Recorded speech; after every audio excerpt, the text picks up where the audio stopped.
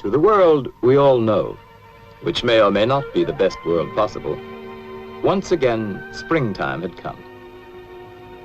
But all the magic of spring was not enough to conceal the misery of Manor Farm.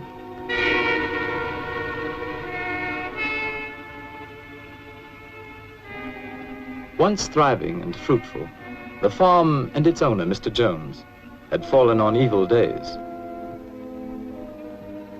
Beset by problems of his own making, Mr. Jones had turned to drink. And for his misery, he had found poor company.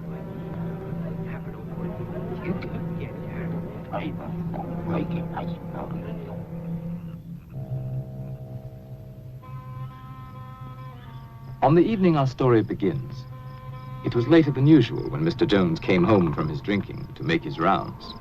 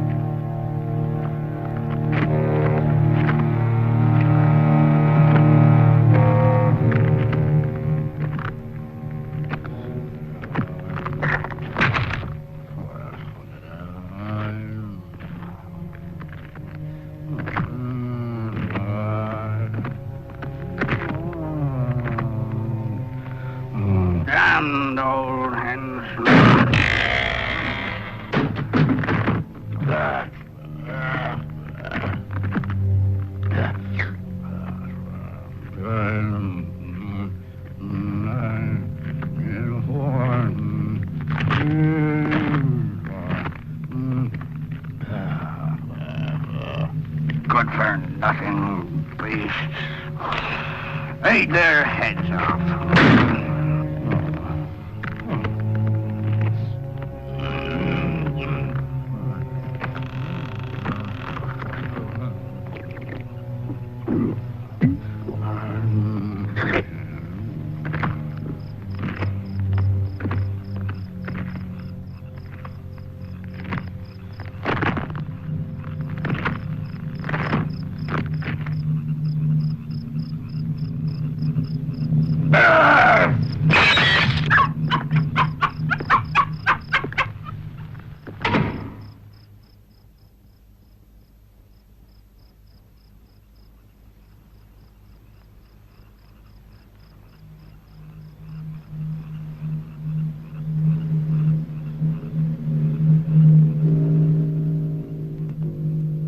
On this night, all the animals had agreed that as soon as Mr. Jones was in bed, they would gather in the main barn for a secret meeting called by Old Major, the prize boar hog, who because of his years was regarded as by far the wisest of the animals.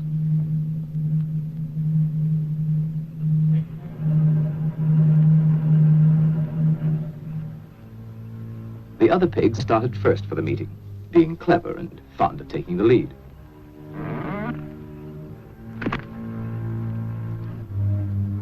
They were followed by Boxer, largest and strongest of the horses, and his devoted friend, Benjamin, the donkey. All the other animals, great and small, were anxious to get there, for such a meeting had never been held before.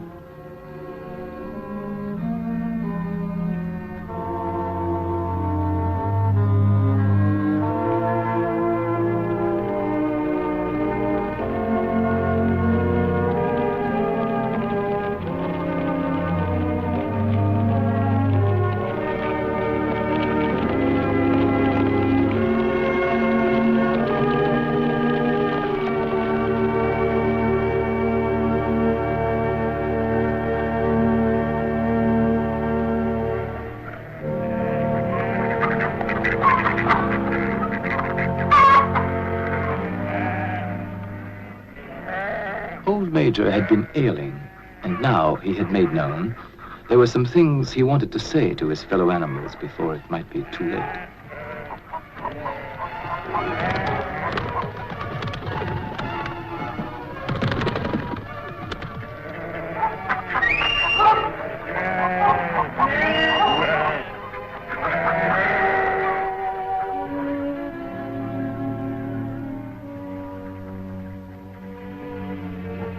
It took a while for all to find their seats.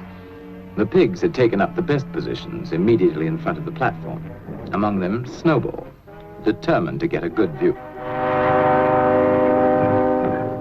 And Napoleon, equally determined and even less polite.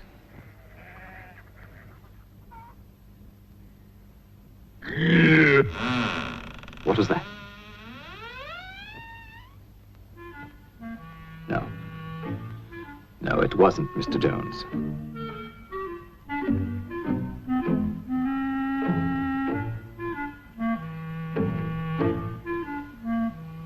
And at last, everyone could be settled to hear Old Major.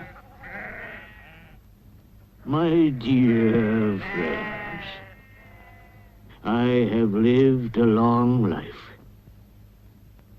I have had much time for thought as I lay alone in my stall.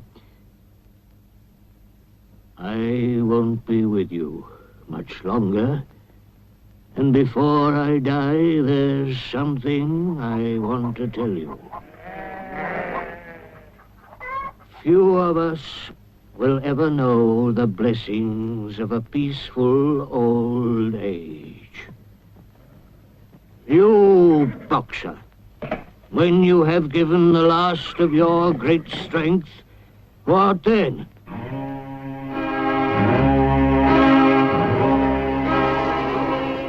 Whatever we produce is taken from us, stolen from us, and sold. Our children are born to cold and hunger. Look at them while you can. You porkers, do you know what the future holds for you?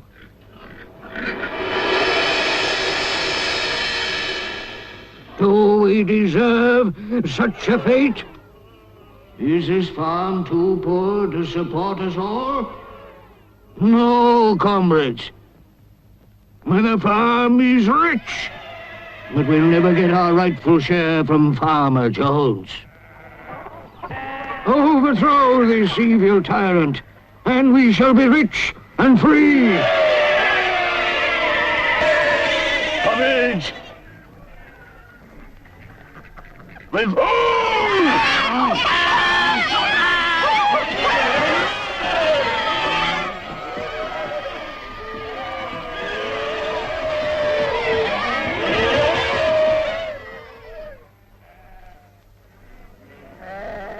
But remember, when you have got rid of Jones, don't adopt his vices. We animals are brothers, large or small, clever or simple, fur or feathers. Now and forever, all animals are equal.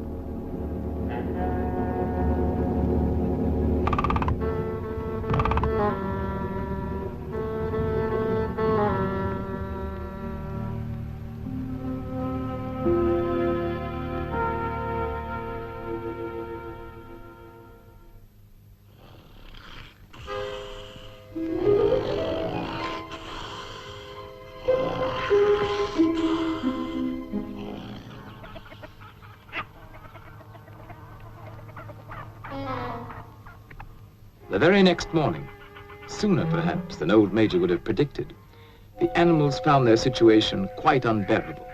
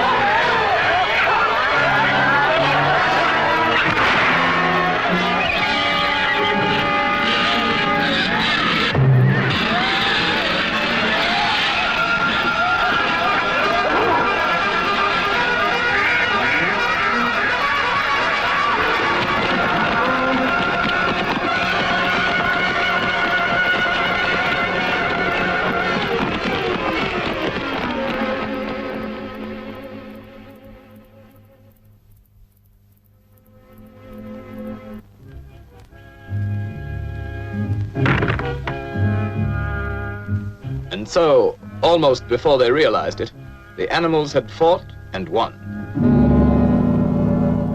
They had casualties to mourn, and those who died left children to be cared for.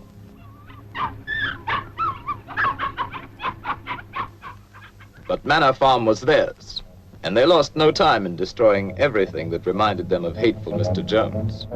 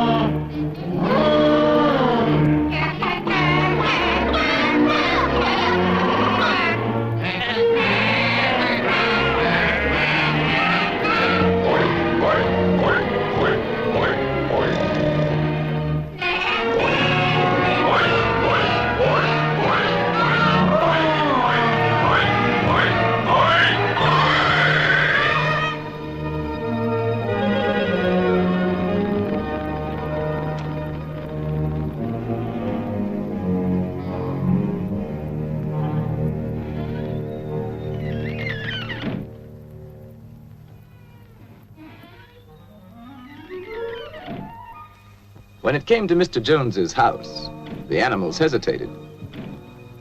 Napoleon showed the way, but Snowball took the lead in entering the place where their tyrant had lived.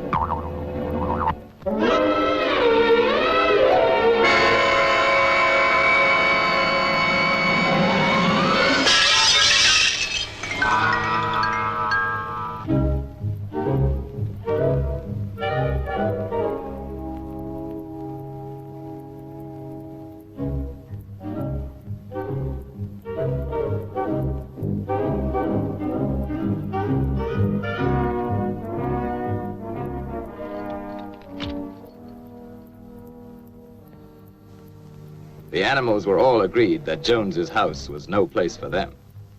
All, that is, except Napoleon.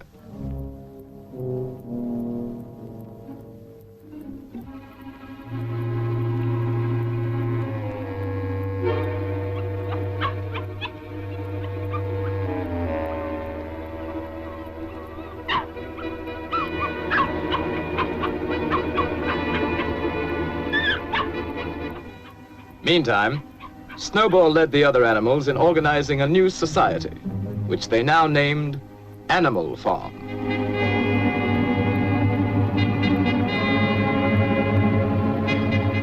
So that all might see and agree, the laws of Animal Farm were inscribed in a prominent place, to be remembered and obeyed forever. No animal shall sleep in a bed. No animal shall drink alcohol. 4 legs good, 2 legs bad.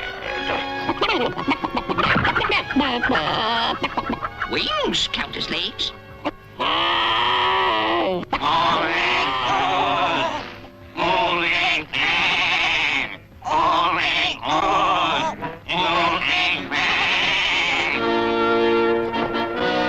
No animal shall kill another animal. All animals are equal.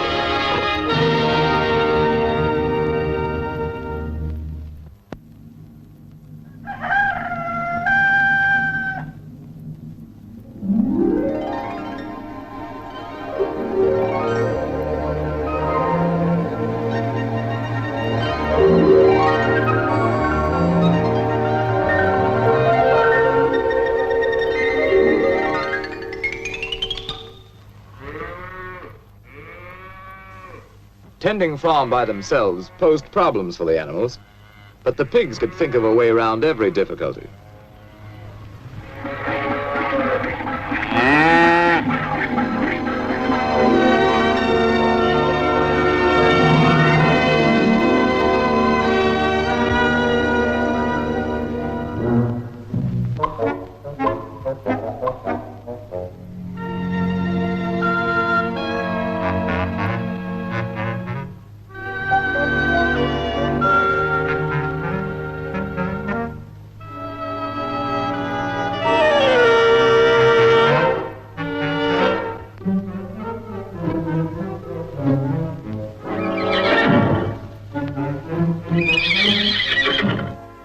Boxer was the admiration of everybody. He had been a hard worker in Jones's time, but now he seemed more like 3 horses in one.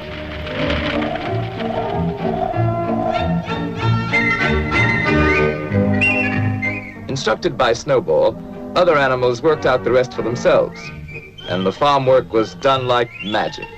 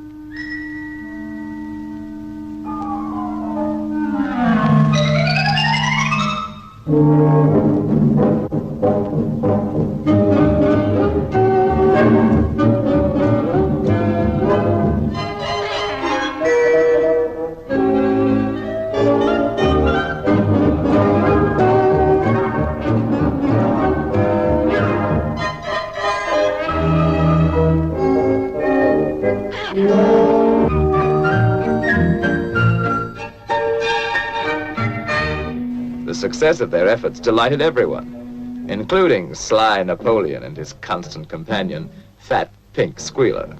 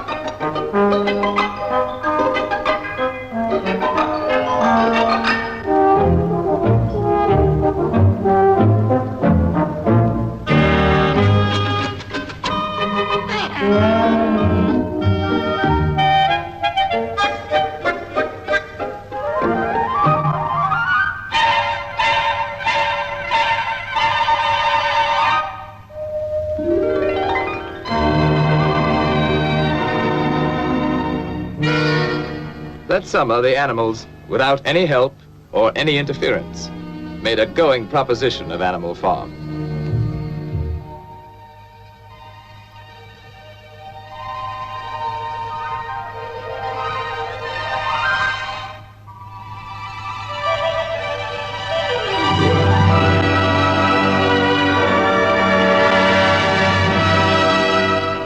The fields yielded richly, and they were cut and gleaned with diligence and devotion.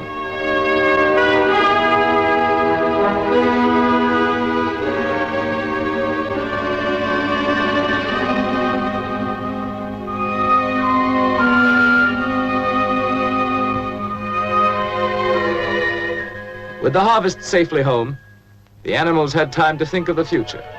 And at a meeting in the big barn, many resolutions were put forward. It was always the pigs who made the resolutions. Comrades, our first 5 months plan is a farm-wide triumph. And the time has come to spread the glorious news, so that our downtrodden comrades on other farms will break their chains and join the animal revolution.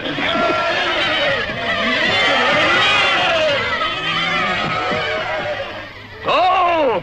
Tell the wonders of Animal Farm to the world!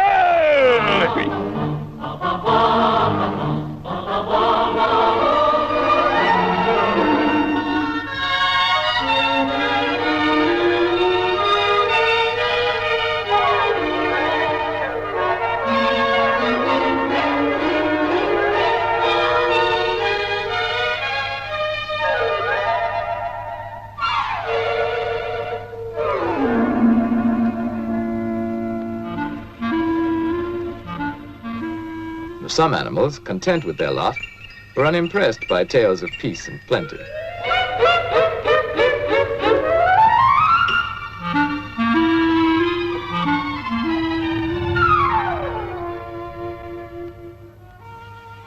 Others, happy in their own surroundings, were alarmed at the thought of any change.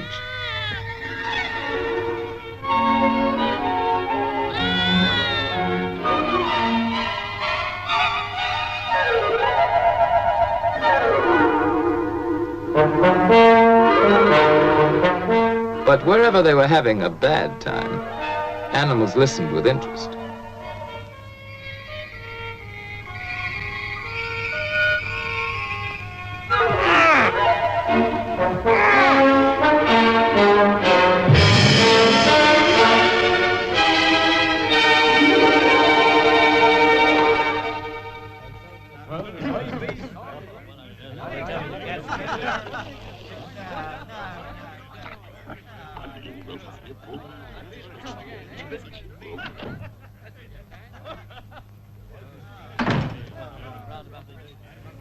In certain quarters, the rebellious behavior of a lot of dumb animals caused indignation and much conversation. But nothing was done about it, for the drunken Mr. Jones and his cronies did not know what to do. Snowball felt that education was the animal's next necessity. Some of the animals were brighter than others, of course.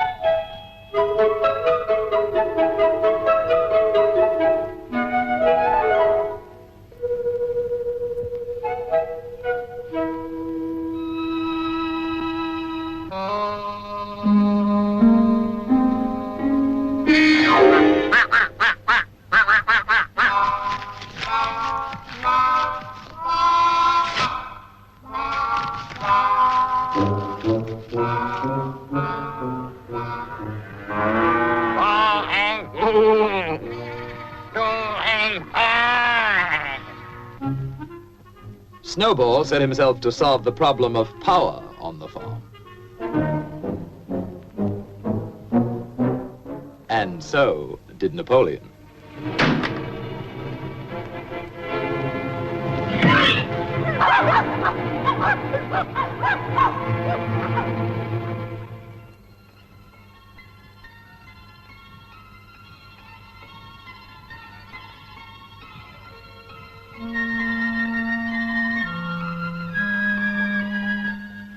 In January, there came bitterly hard weather.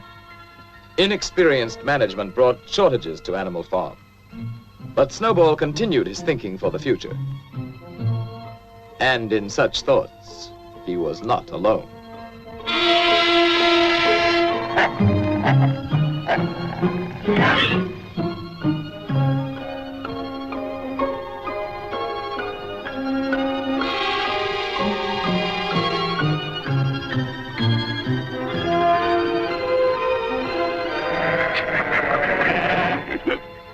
Comrades, I have prepared a new plan for Animal Farm. Here it is. All it needs is your vote. At first, we will have to work more and eat less. But my plan will bring us electricity. It will mean a warm barn in winter. A light in every stall. Sty at roost. Luxury for all. Comrades, in one short year, Animal Farm will be the finest in the world. Dreams, dreams. A vote for my plan is a vote for the life beautiful. It's a lie. I'll promise you a 4-day week. Bosh! Perhaps a 3-day week. Nonsense! All-day week.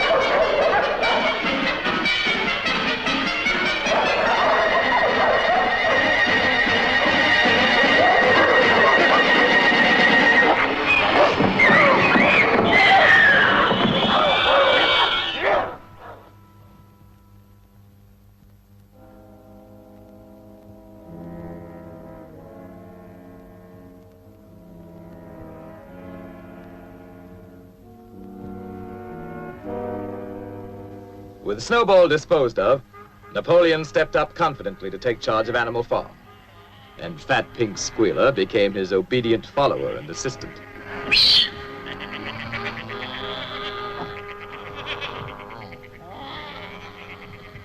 Comrades, Snowball is a traitor.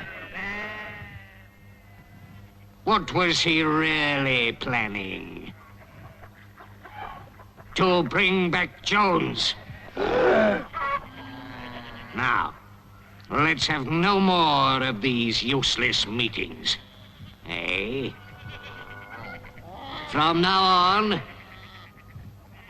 I'll protect your interests. And I'll make your decisions.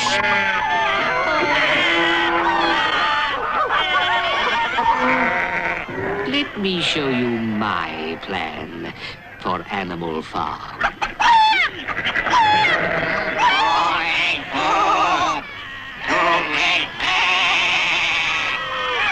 Hooray! For Napoleon! And so the windmill was started after all.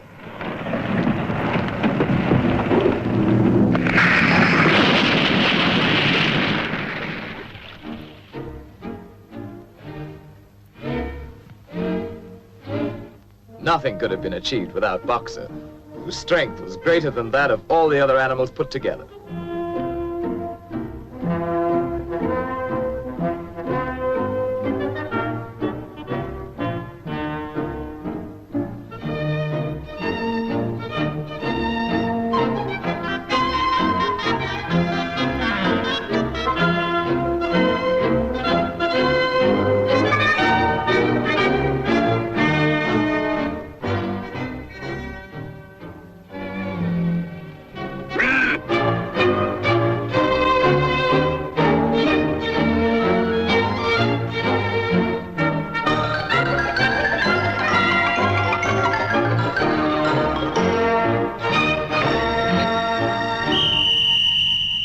Superintended by the pigs, all the animals worked long shifts which lasted from dawn till dusk.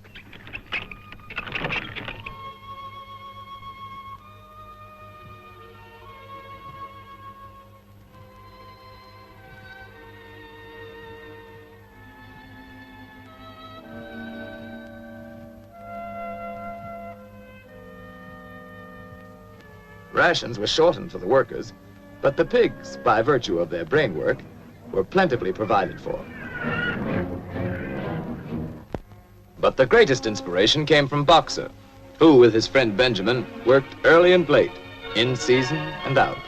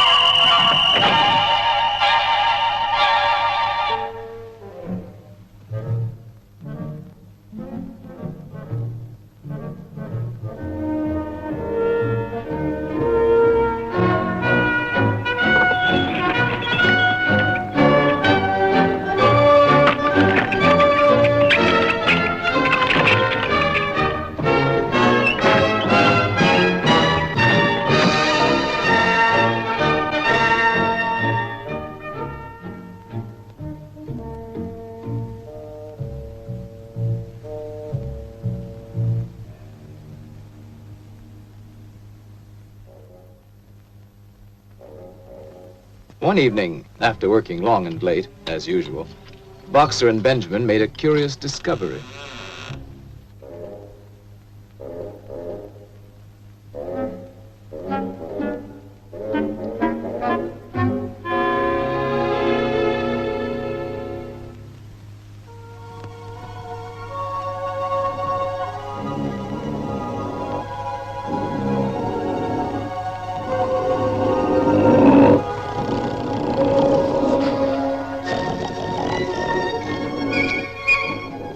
Word of what now went on at night in Jones's house spread quickly through Animal Farm. Some of the animals thought they remembered a law against beds, but obviously they were mistaken.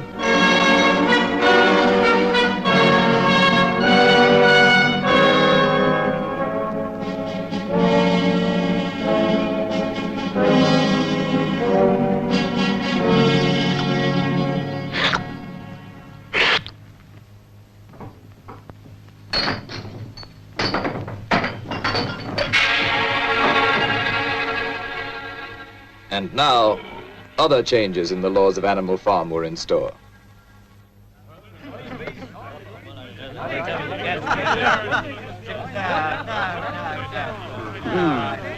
Those ungrateful beasts of yours, cheer up. They won't last. Another winter will bring them to their knees. Anyway, where are they gonna buy the things they need? In Mr. Jones's circle, the subject of shortages at Animal Farm was a popular one. And a sharp trader named Whimper was just the sort to do something about it.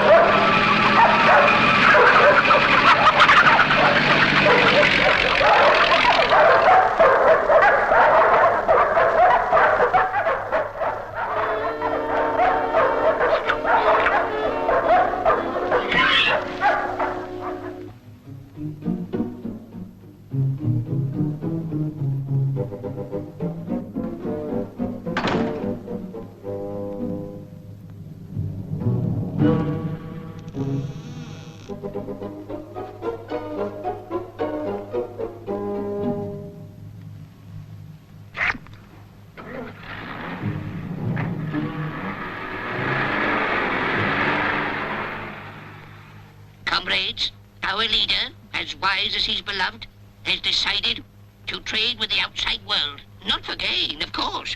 That would be unworthy of our noble principles.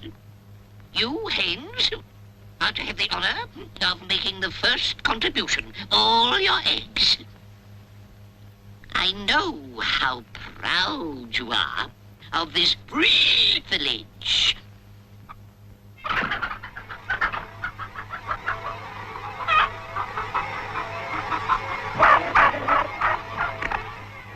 The chickens seemed to remember old Major saying that their eggs should never be taken from them.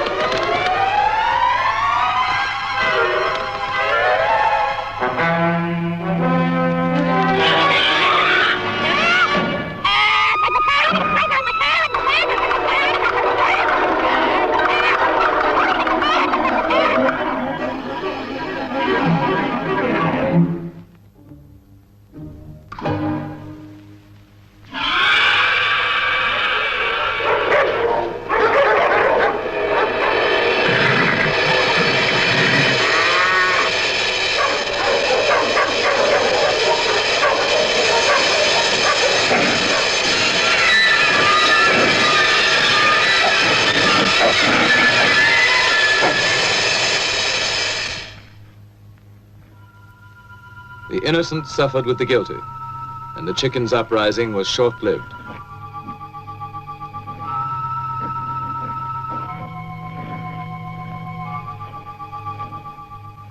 Comrades, I have made a terrible discovery. There are traitors among us. Yes, comrades. In league with Jones and Snowball. To destroy Animal Farm.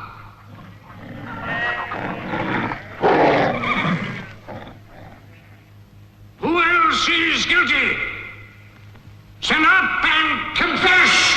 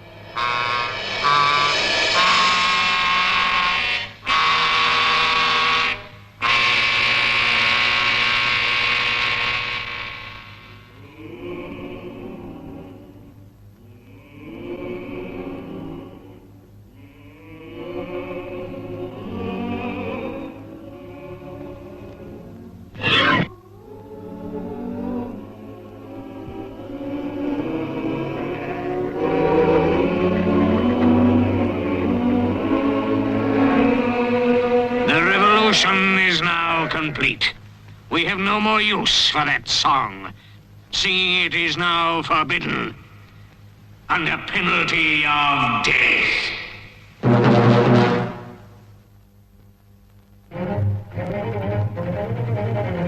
Trade between Animal Farm and the outer world now became quite brisk.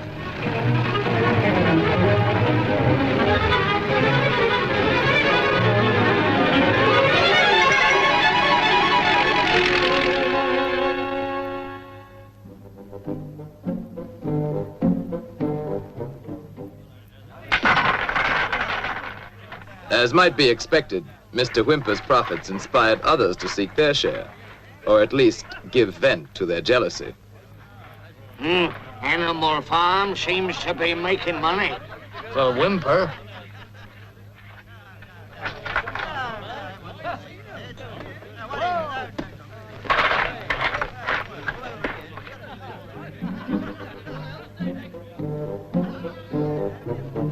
Who ever heard of animals running a farm?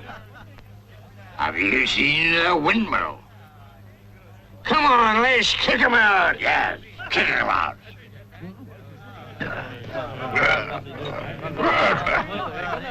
The original owner was not invited to join this movement.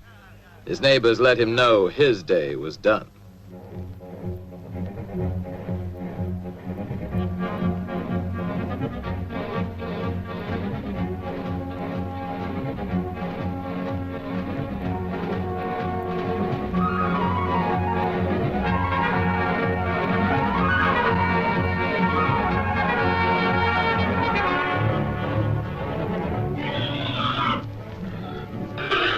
Comrades, the enemy has mobilized all his forces against us.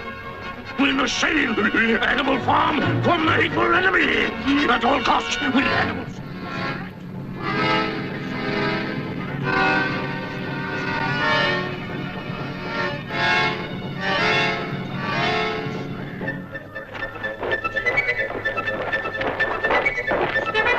Now is the time to fight, to die for Animal Farm. Let us show them all that Animal Farm is strong.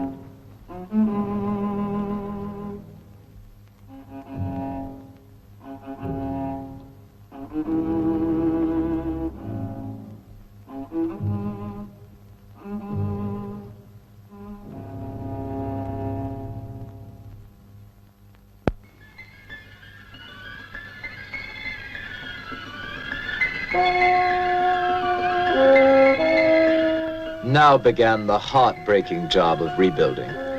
And as before, Boxer and Benjamin worked hardest of all. By now, supervision of the work by pigs was hardly necessary, so they had time for less laborious pursuits.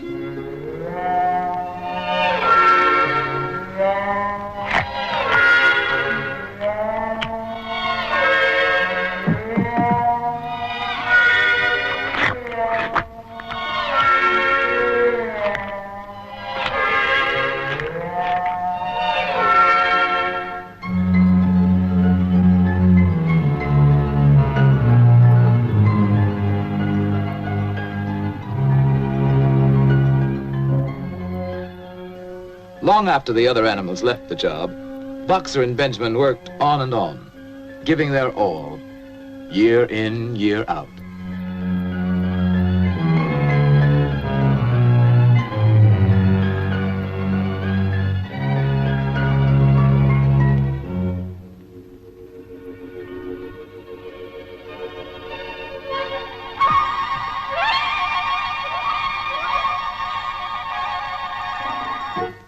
A new generation of pigs grew up, endowed with what were considered arts and graces very flattering to Animal Farm and its presiding genius.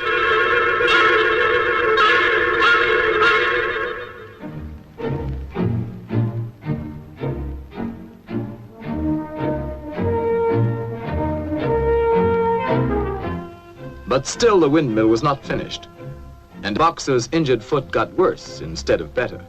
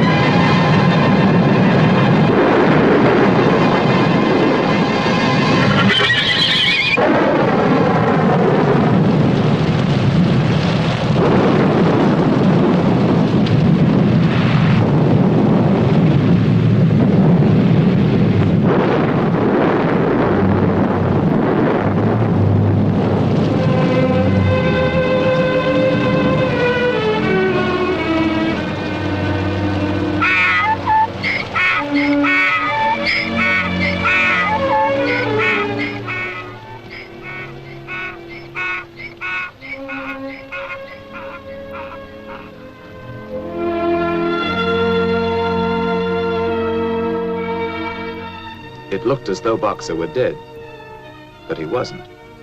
Not quite.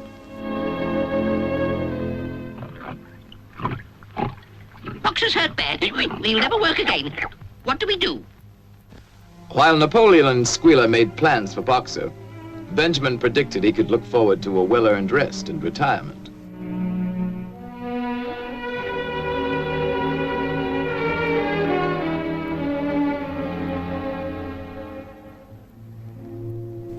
Next day, the windmill work went on as usual, but now without Boxer. And during the morning, what appeared to be an ambulance arrived. Only Benjamin suspected it wasn't an ambulance.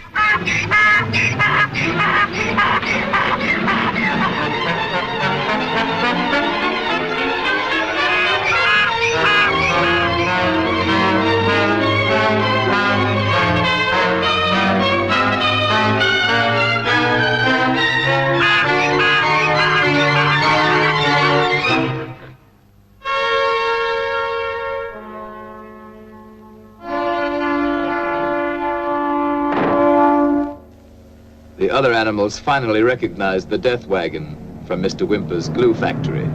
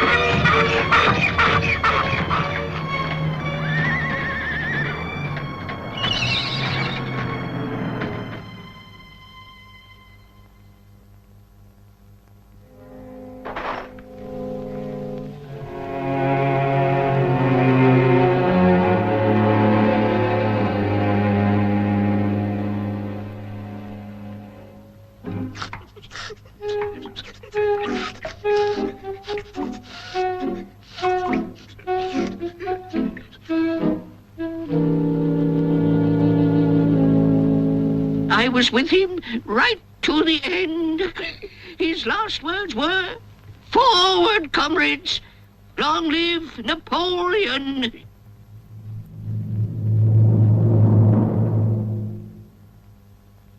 As for the wicked rumor that Boxer was sold to a glue factory, our beloved leader would never do that. Long live Napoleon!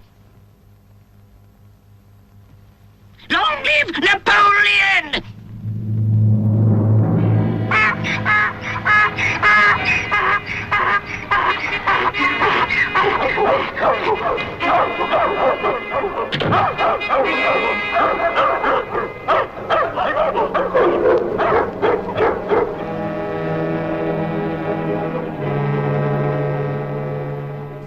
And that night, the pigs drank to Boxer's memory in the whiskey they had bought with Boxer's life.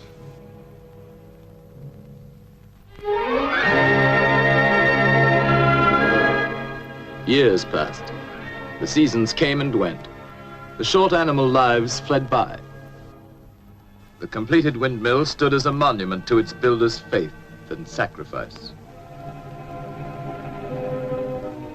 But the animal's revolution was only dimly remembered.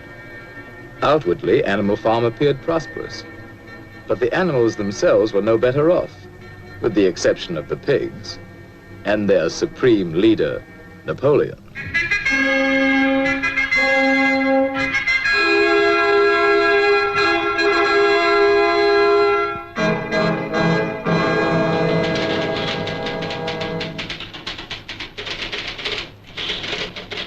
His pig-run enterprise now had many of the frills of real civilization. And one fine day, pig delegates from far and wide arrived at Animal Farm to celebrate the coming of a new era.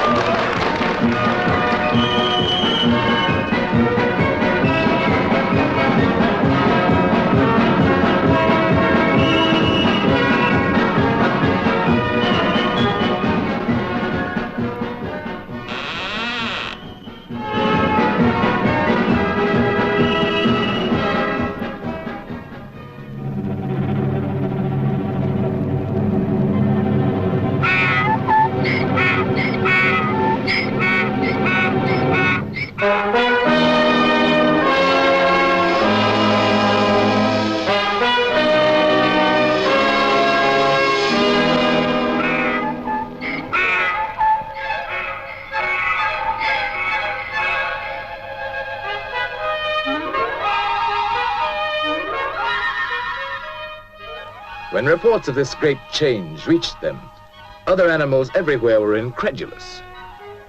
Dismayed and indignant, they headed toward Animal Farm from all directions, instinctively uniting once again in common cause.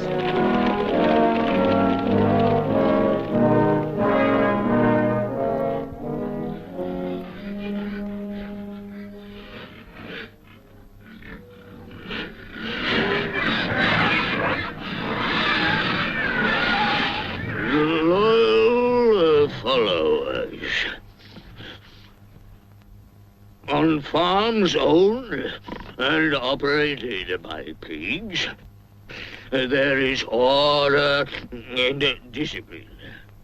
Our lower animals do more work and eat less than on other farms. This will encourage you to make your lower animals work even harder and eat even less.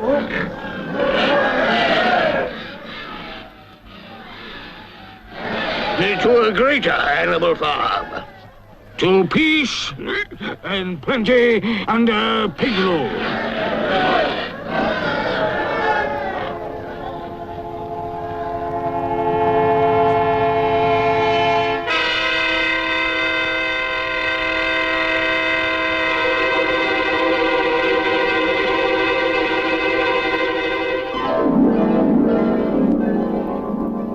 into the day when pigs own and operate farms everywhere.